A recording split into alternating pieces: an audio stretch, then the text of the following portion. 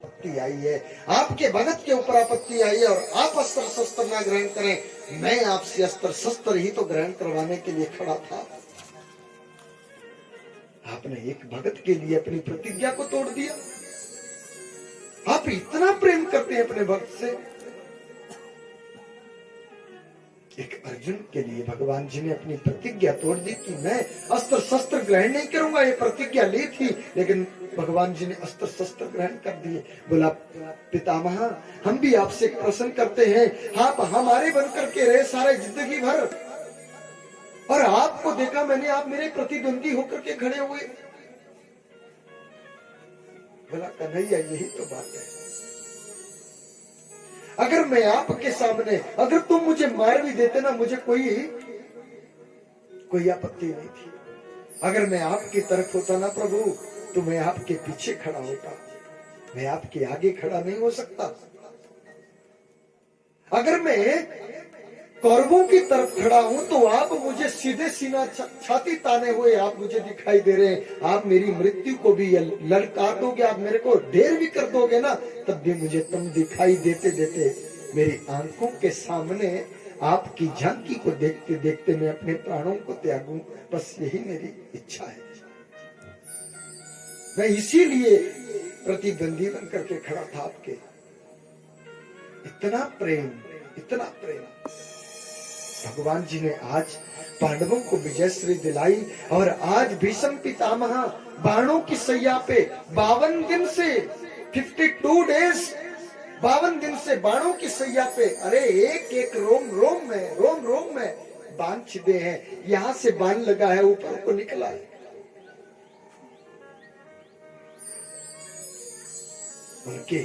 उनके शरीर में एक कतरा खून का नहीं बचा है भैया, लेकिन मरे तो फिर भी नहीं जा रहे। क्यों? क्योंकि इच्छा मृत्यु का वरदान था भीष्म पितामह को। तुम जब चाहोगे तुम्हारी मृत्यु तभी होगी महाराज। इच्छा मृत्यु का वरदान है।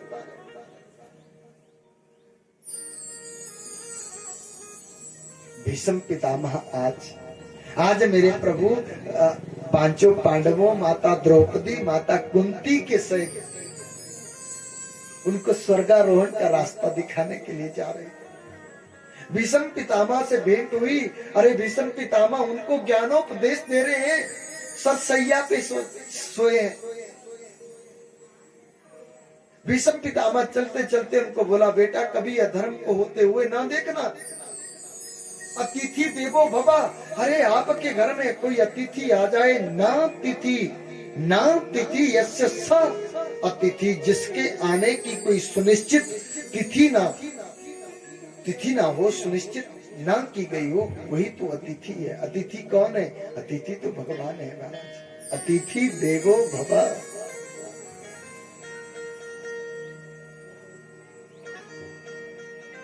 बेटा कभी भी अधर्म होते हुए अधर्म करना उतना पाप नहीं बताया।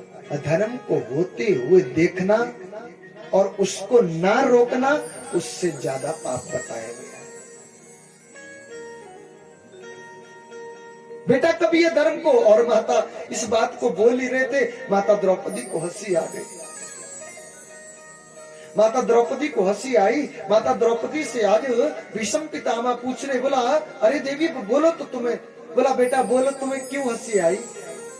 बोला नाना बाबा मुझे ऐसे ही हंसी आ गई। बोला बेटा ना, कुलीन घर की स्त्री अगर कोई कभी हंसती है ना, तो उसकी हंसी के पीछे भी कोई ना कोई कारण रहता है। भाव से बोलो जय श्री कृष्ण बोल दो। बोला बेटा कुलीन घर की स्त्री अगर हंसेगी भी ना, तो उसकी हंसी में कोई ना कोई तात्पर्य होगा, उसके पीछे कोई ना कोई मतलब होगा। क्यों हंसी? बोला बेटा ये कुंठा मेरे मन में रह जाएगी, मैं अपने प्राणों को त्याग दूंगा। तुम बोलो क्यों? बोला ना बाबा आपको दुखी करने का मेरा कोई मंतव्य नहीं था, मैं आपको दुखी नहीं करना चाहती थी। बोला बेटा क्यों हंसी क्यों? बोल। माता द्रौपदी की आंखें भर आई। बोला बाबा आज तो तुम बहुत बड़ी बड़ी बातें कर रहे हो कि अधर्म को होते हुए ना देखना, तो आपने ऐसा क्यों किया? आप ऐसा बताओ मुझे। आज तो आप मुझे ज्ञानोपदेश की बातें कह रहे हो, आपने ऐसा क्यों किया? बोला बेटा क्या? बोला बाबा आपको याद होगा कि मेरे को निर्वस्त्र किया जा रहा था बड़ी सभा में, और आप भी तो उसी सभा में बैठे थे ना उस समय, आप भी तो उसी सभा में बैठे थे, आपने क्यों नहीं रोका उस धर्म को? बताओ। माता द्रौपदी जब भीष्म पितामह को ऐसा उलाना लगाने लगी, भीष्म पितामह बाणों की सेज के ऊपर सोए हुए, एक आंसू यहां से निकला, एक आंसू यहां से निकला। बोला बेटा उसी का खामियाजा भुगत रहा हूं, उसी का तो मैं खामियाजा भुगत रहा हूं ना आज। मेरे जीवन में और दूसरा कोई ऐसा अपराध नहीं हुआ है, आज दिन तक कभी अपराध नहीं मैंने ऐसा किया है बेटा, मेरे को अच्छी खासी याद है। लेकिन मेरे जीवन में बस एक अपराध हुआ है कि तुझे निर्वस्त्र किया जा रहा था और मैं कुछ बोल नहीं पाया। क्यों नहीं बोल पाए बाबा? आज तो तुम ज्ञानोपदेश की बात कर रहे हो। बोला बेटा क्योंकि मैंने उस दुष्ट, हरि बोल,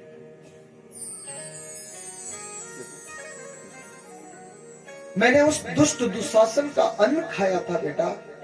जैसा खाओ अन्न वैसा बने मन, जैसा पियो पानी वैसे बने बानी।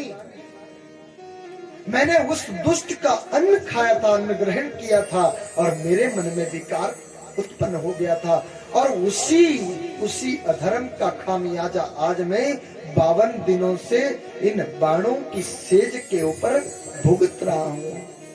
और संतों,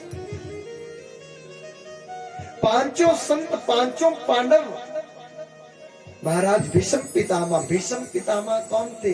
8वें बसु थे, 8वें बसु थे, गंगा पुत्र, महामाया गंगा के पुत्र थे महाराज, साक्षात माता गंगा के पुत्र थे।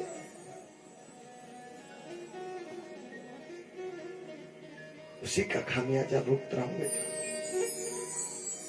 और पांचों पांडवों का दर्शन करते, मेरे कन्हैया का दर्शन करते करते अपने प्राणों को त्याग दिया कि अब मुझे मृत्यु आए, अब मुझे मृत्यु आए, और त्याग दिया। महाराज मेरे प्रभु ने अंत्येष्टि कर्म किया, ध्यान देना, मेरे भगवान जी ने अंत्येष्टि कर्म किया है किसका?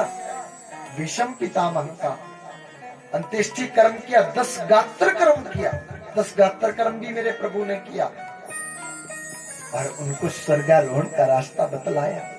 संतों की वाणी हर काल में सार्थक होती है। तीसरा,